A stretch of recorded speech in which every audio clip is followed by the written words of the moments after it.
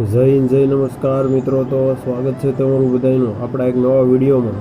તો હાલ સરસામાં રહેલી ઇન્ડિયન આર્મીની ભરતી જે ફોર્મ શરૂ થવાની તારીખો પણ આવી ગઈ છે અને પરીક્ષાની પણ સંભવિત તારીખ આપી દેવામાં આવી છે. તે આ વિડીયોમાં આપણે સંપૂર્ણ માહિતી મેળવવાના છીએ.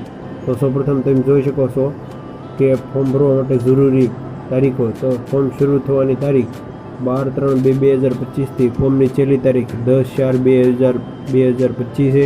તો વહેલા છતાં ફોર્મ ભરી દેજો. ત્યાર પછી મહત્ત્વની જે અપડેટ છે કે કયા જિલ્લામાં ભરતી આવેલી છે. તો ભરતી માટેના જિલ્લા અલગ અલગ આપેલા છે.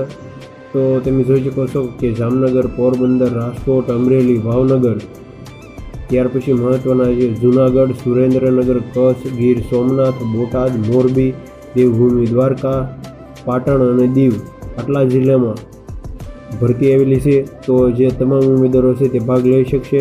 ત્યાર પછી મહત્ત્વની જે બીજી અપડેટ છે કે કઈ કઈ પોસ્ટ માટે શું વયમર્યાદા અને શું છે તે જાણીશું. તો સૌપ્રથમ અગ્નિવીર જનરલ ડ્યુટી એટલે કે જીડીની ભરતી માટે તમારે 17થી 21 વર્ષ સુધીની ઉંમર હોવી જોઈએ. વજન આર્મી મેડિકલ સ્ટાફ મુજબ ઊંચાઈ અને ઉંમરના પ્રમાણ મુજબ છે. ઊંચાઈ 168 હોવી જોઈએ. છાતી તમારી 77 ફૂલાવેલી વગરની છાતી અને 82 ફૂલાવેલી છાતી એટલે કે ટોટલ 5 સેમી તમારી છાતી ફૂલવી જોઈએ.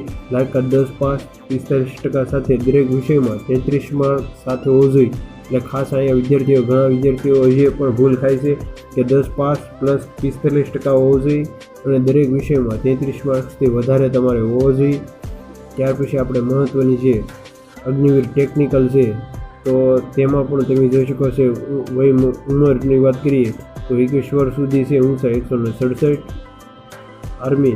આર્મી મેડિકલ સ્ટાફ મુજબ ઊંચાઈ અને ઉંમર પ્રમાણપત્ર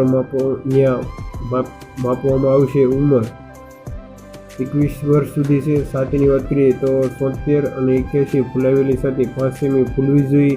ત્યાર પછી મહત્ત્વની જે અગ્નિવીર ટેકનિકલ છે તો તેમાં આપણે લાયકાતની વાત કરીએ તો લાયકાતમાં આપણે જોઈએ તો 12 પાસ વિજ્ઞાનમાં ફિઝિકલ, કેમેસ્ટ્રી, મેથ્સ અને અંગ્રેજી સાથે ઇન્ટરમીડિયેટ પરીક્ષા પાસ જેમાં કુલ મળીને ઓછામાં ઓછા 50 ગુણ અને દરેક વિષયમાં 40 ગુણ હોવા જરૂરી છે. એટલે કે 50 ગુણ અને દરેક વિષયમાં 40 ગુણ હોવા જરૂરી છે વિષયવાઇઝ. ત્યાર પછી 12 પાસ અથવા ફિઝિકલ, કેમિસ્ટ્રી, મેથ્સ, અંગ્રેજી સાથે કોઈપણ સામાન્ય રાજ્ય શિક્ષણ બોર્ડ અથવા કેન્દ્રીય શિક્ષણ બોર્ડમાંથી વિજ્ઞાનમાં NIOS જે કંપની છે તેનું પ્રમાણપત્ર 4 અથવા તેથી ઉપરના ઓછામાં ઓછો 1 વર્ષનો ITIનો અભ્યાસ સામેલ હોવો જોઈએ. ત્યાર પછી મહત્ત્વની જે આપણે બીજી પોસ્ટ છે તમે જોઈ શકો છો કે અગ્નિવીર ક્લાર્ક સ્ટોર કીપર ટેકનિકલની છે.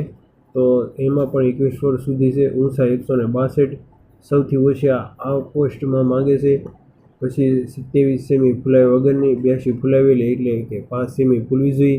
ત્યાર પછી લાયકાતની મહત્ત્વની વાત કરીએ તો ઘણા વિદ્યાર્થીઓને ખબર પણ નથી કે 12 પાસ ઇન્ટરમીડિયેટ પરીક્ષા કોઈ પણ પ્રવાહમાં પાસ આર્ટ્સ, કોમર્સ અને સાયન્સ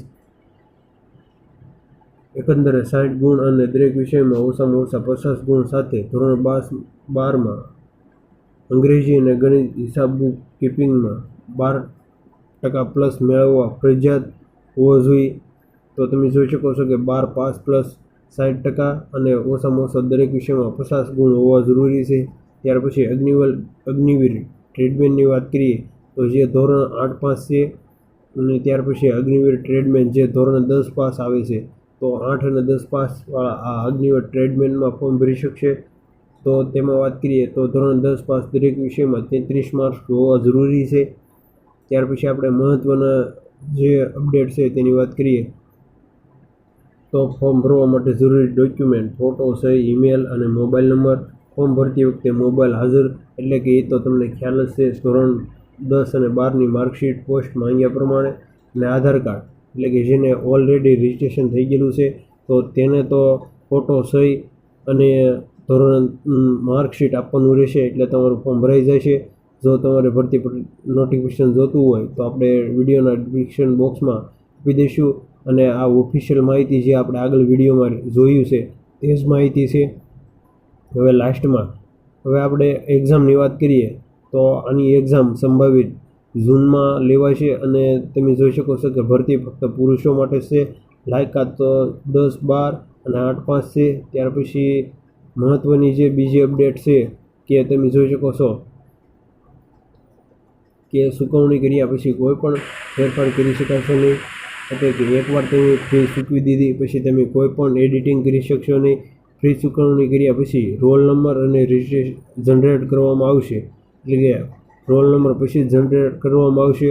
ઓનલાઈન CE પ્રવેશ કાર્ડ તમારે 10 થી 14 દિવસ પહેલાં ડાઉનલોડ કરવાનું રહેશે, જે તમારી ઈમેલ પર મૂકવામાં આવશે અને તમે તમારા મોબાઈલમાંથી પાસવર્ડ સેટઅપ કરવાનો રહેશે. તમારી પ્રોફાઇલમાં અરજી હિસ્ટ્રી તમે ત્યાંથી ડાઉનલોડ કરી શકશો.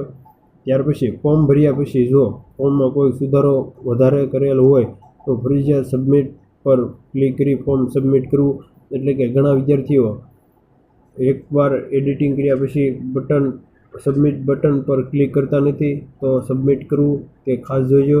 ફોર્મ ભર્યા પછી ફોર્મની પ્રિન્ટ સાથે એફિડેવિટ ફોર્મ મેળવી લેવું અને ભરતીમાં એફિડેવિટ કરાવી સાથે લાવવાનું રહેશે. ફોર્મ ભર્યા પછી ચોક્કસપણે આખું ફોર્મ એકવાર જોઈ લેવું અને જો કોઈ પણ ફેરફાર હોય તો ફોર્મ ભરવાની છેલ્લી તારીખ સુધીમાં ફેરફાર થશે. ત્યારબાદ કોઈ પણ પ્રકારનો ફેરફાર થશે નહીં. તો જો તમારી બાજુમાં પણ જો કોઈ આવા વિદ્યાર્થી હોય જેને અગ્નિવીરની ભરતી થતી હોય તો તેના વિડીયો મોકલી દેજો. અને આવી જ ભરતીને લગતી માહિતી માટે જો ચેનલ ઉપર નવો હોય તો ચેનલને સબસ્ક્રાઈબ કરો. તો મળીએ એક નવો વિડીયો સાથે, ત્યાં સુધી બન્યા રહેજો.